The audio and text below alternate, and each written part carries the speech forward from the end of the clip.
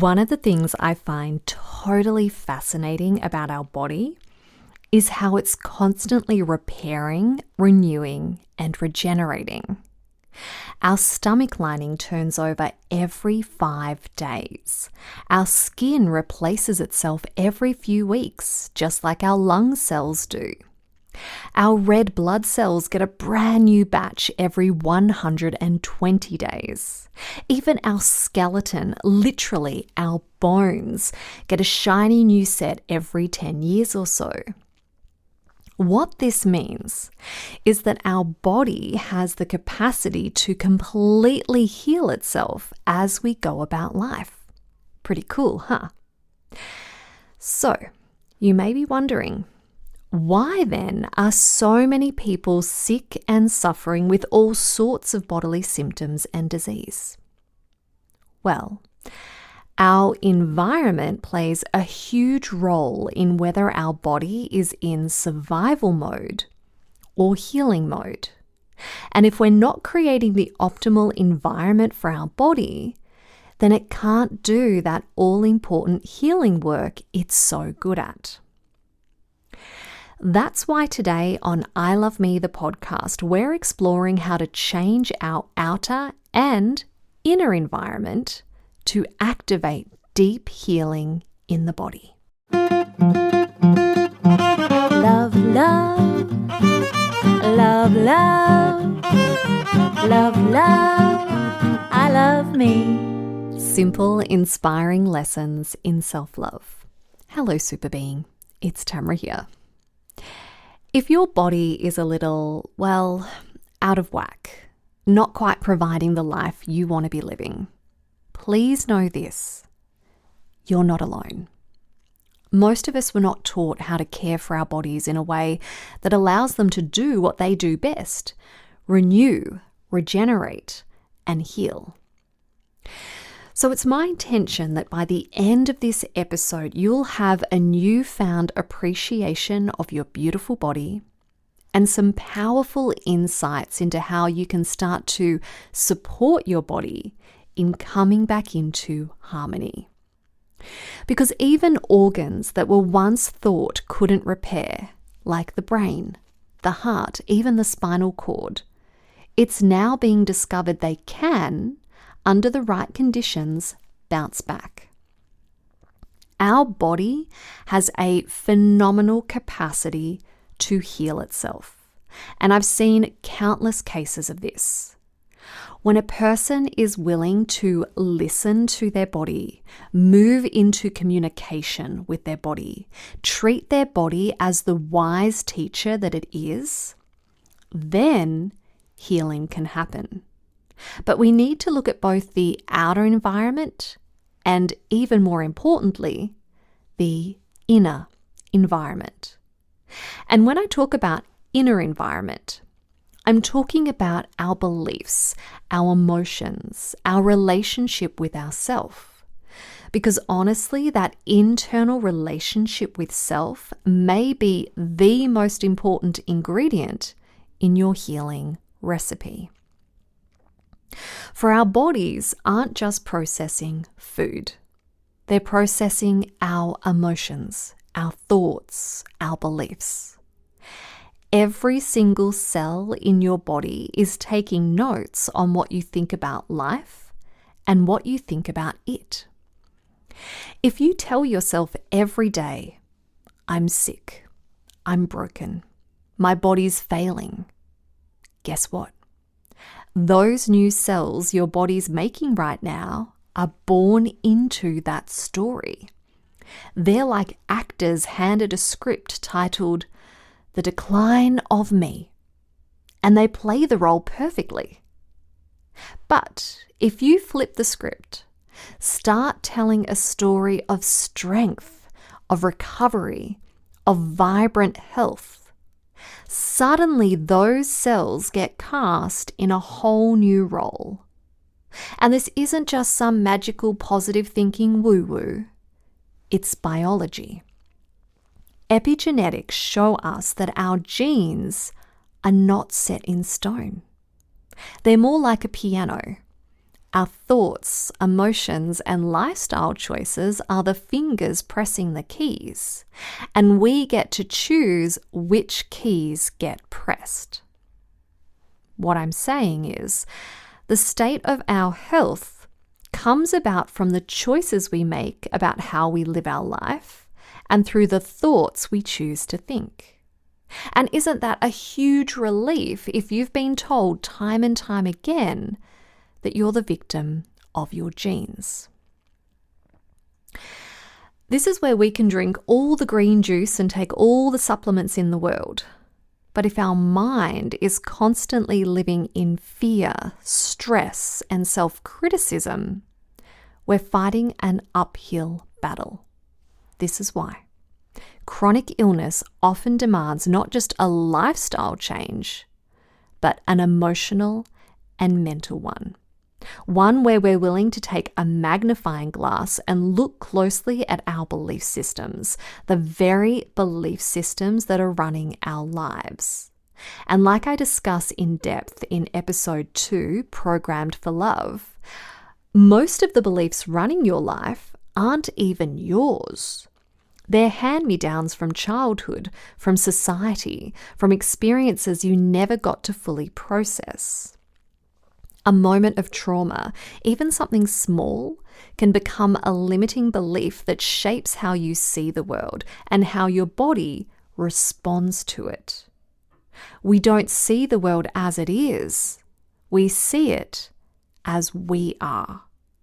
That's why healing isn't just about doing, it's about becoming more of who you are, through releasing all the beliefs that make you believe there is something wrong with your body and something wrong with you, and coming into a loving relationship with yourself, your whole self.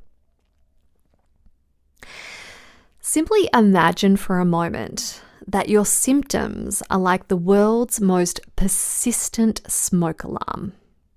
When it goes off, the solution is not to smash it with a broom and pretend the fire isn't there.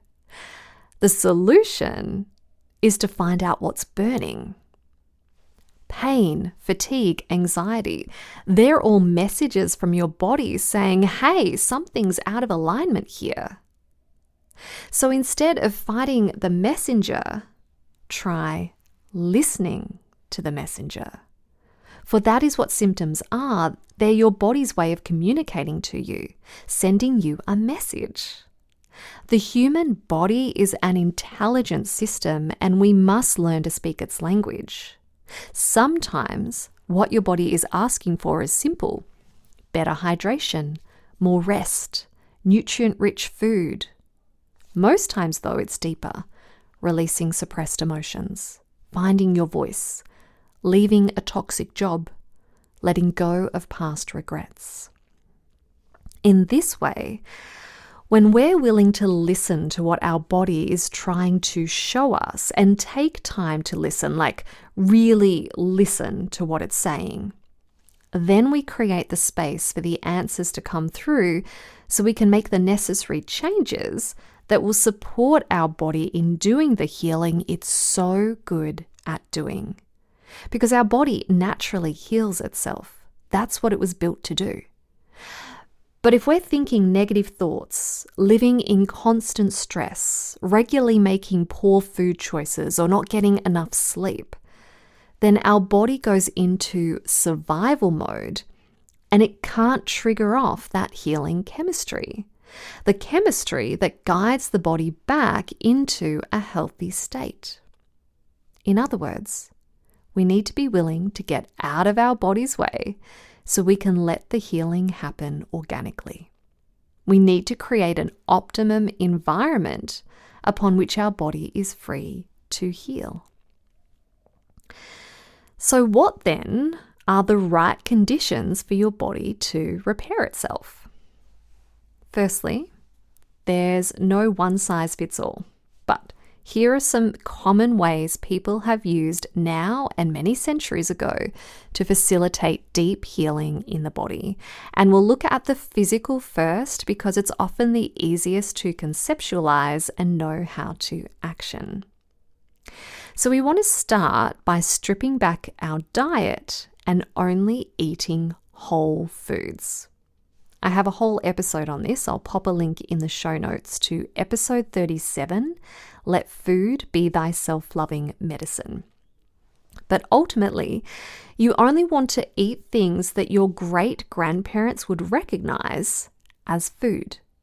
So many items we find in the supermarket are filled with ingredients that our bodies simply can't process because they don't come from nature. We are nature, and when we eat chemical-free, non-modified foods, we give our body the nutrients it needs to heal and renew itself. But when we eat unnatural products, our body has to work overtime to process all that junk. And if it's having to use all that energy processing and clearing out the food we essentially poison it with, then it doesn't have the energy to heal. So by eating a clean diet, staying well hydrated with alive filtered water, we're keeping our body clean so it's quicker to bounce back from the stresses of life. Next is reconnecting with nature. We can do this through the food we eat, but we can also do this by spending more time outdoors. Walk around on the earth barefoot. When we do this, the earth floods our body with antioxidants in the form of electrons, reducing inflammation and supporting the body in coming back into harmony. I'll pop a link to episode 52, Ditch Your Shoes and Heal Your Life, which goes into the science of how this works.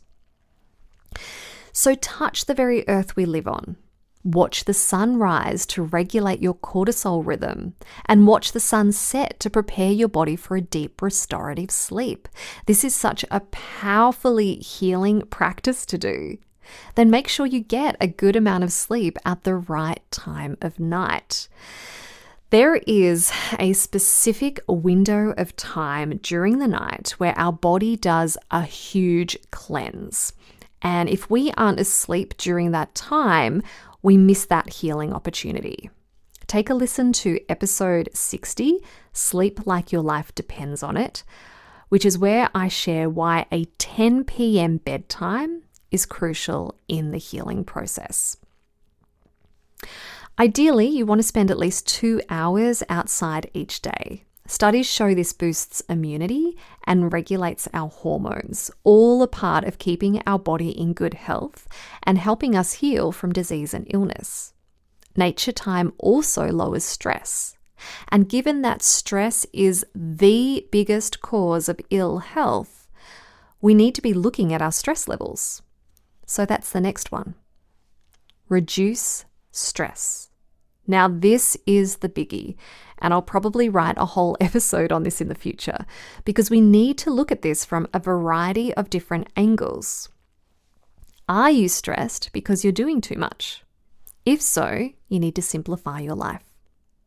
Are you stressed because you have some old emotions, trauma, or conditioning playing out that keeps you in a stress cycle? If so, then you need to address those issues. Because for most people I work with, it's the mental stuff, the stress-inducing thoughts and negative thinking patterns that, when worked through, create space for the body to focus on healing itself. I've spoken of this before, but it deserves repeating. I've had people with life-threatening conditions work through stuck emotions and old beliefs and patterns as part of my one-on-one intensive and remarkable relationships programs. And once they clear all that mental gunk, their body naturally comes back into health. And these have been people who have been told they only have a certain period of time to live or will need medication for the rest of their lives in order to stay alive. I've personally healed precancerous cells in my cervix naturally, eased aches and pains in my body, and brought my structure back into alignment time and time again. I talk about this in depth in last week's episode, so if you haven't listened to that one, please do. I've cleared chronic acne from my skin, healed severe bronchitis, and a whole range of bodily complaints and symptoms. And the way I've done this is taking time to look at my emotional and mental blocks and do the beautiful healing work that not only sets you free emotionally, but frees up your body to heal. If we take a look at quantum physics and epigenetics, they're now showing us what spiritual teachers have been saying forever. Everything is energy. Thoughts aren't just invisible fluff. They're waves that influence matter. What this means is that you're not a victim of your genes, but rather a DJ remixing your own biology. Even the immune system listens to your thoughts. A mind in love, gratitude, or joy releases hormones like oxytocin, dopamine, and growth hormone, all of which promote repair and regeneration. I share how these feel-good hormones work in episode 55, the self-love chemical cocktail, if you want to understand them better.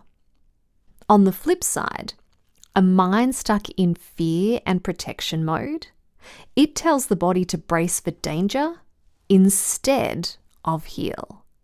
You can't be in growth and protection at the same time. And again, I share the science behind this in episode 40, how the body responds to stress and fear. I'll pop a link in the show notes to these episodes so you can get a deeper understanding of how our body responds to our thoughts, our actions, and our behaviors.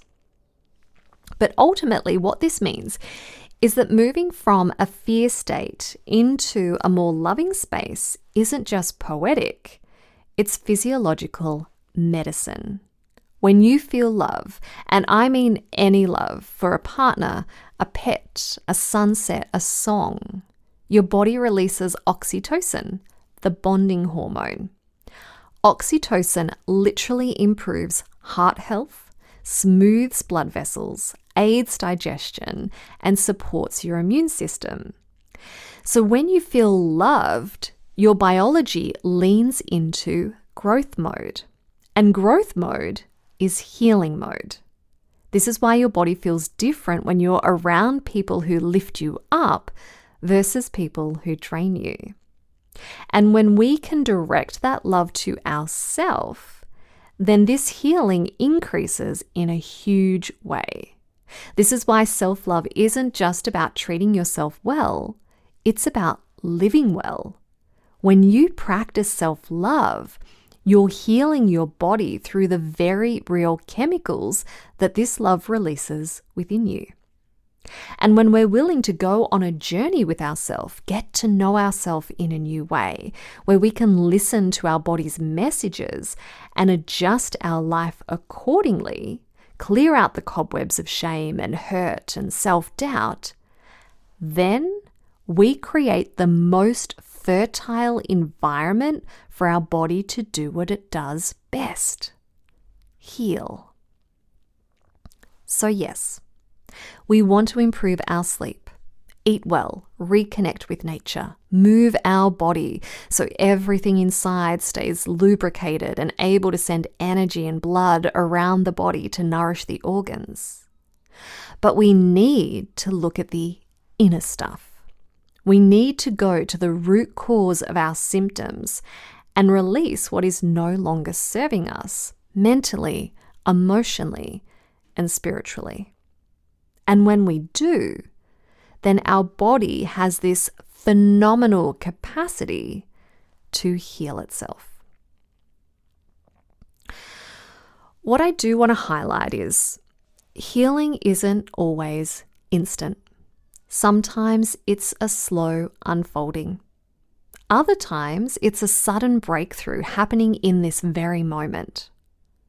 But it's always a practice.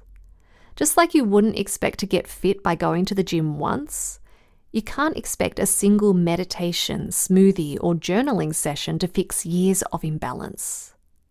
And this is where love comes in again, not just for others, but for yourself. Treat your body like your best friend, because it is. Listen to it, feed it well, let it rest, and speak kindly to it. And if you can't find it within you to speak kindly to it, seek out the therapists or programs that will support you in learning how. Because your body is the smartest, most loyal, most hardworking friend you will ever have. And it's time to start treating it as such. What's important to know is this: you are not your illness. Your spirit, your true self, is whole, complete, and untouched by disease. And when you can reconnect with that truth, your body can follow. So here's what I want you to take from today. Sickness is feedback from the body that we are living a life that is out of alignment in some way. Sickness then is not something to fix, but a conversation to be entered into. For your body is in a constant state of renewal. You are literally not the same person you were a year ago, physically, emotionally, or spiritually. You have the power to influence the quality of the new you that's being built right now. So if you've been carrying labels like I'm sick, I'm broken, I'm weak, I encourage you to put them down. They're heavy. As comfortable and familiar as they may be, they're not helping. Instead, start a new story. Maybe it's, I'm overflowing with joy. I feel energized and alive. I'm grateful for my perfect health. Create a mantra that focuses on what you want to be experiencing in your body. Then repeat that mantra daily. Speak it like it's already true. Because like I share in episode 77, the magic of mantras, your cells are listening. And if you can not only say those words, but feel them in your body, conjure up the emotion of this phrase, you accelerate your healing capacity. Because how you feel is how you heal. So, if you're listening to this episode and wondering, where do I start? Start where you can, where feels doable right now. And then build from there, knowing that healing is a practice where we get to practice being healthy. But if you'd like someone to guide you through that healing journey, please reach out. My one-on-one intensive is where I personally guide you on how to activate healing in your body. I'll pop a link to this program in the show notes, along with my Remarkable Relationships course, which is a beautiful self-study program where I teach you how to become your very own healer. But wherever you go from here, it's important you understand the true healing capacity of your body. For it's not just in your tissues, your organs, or your cells. It's in you.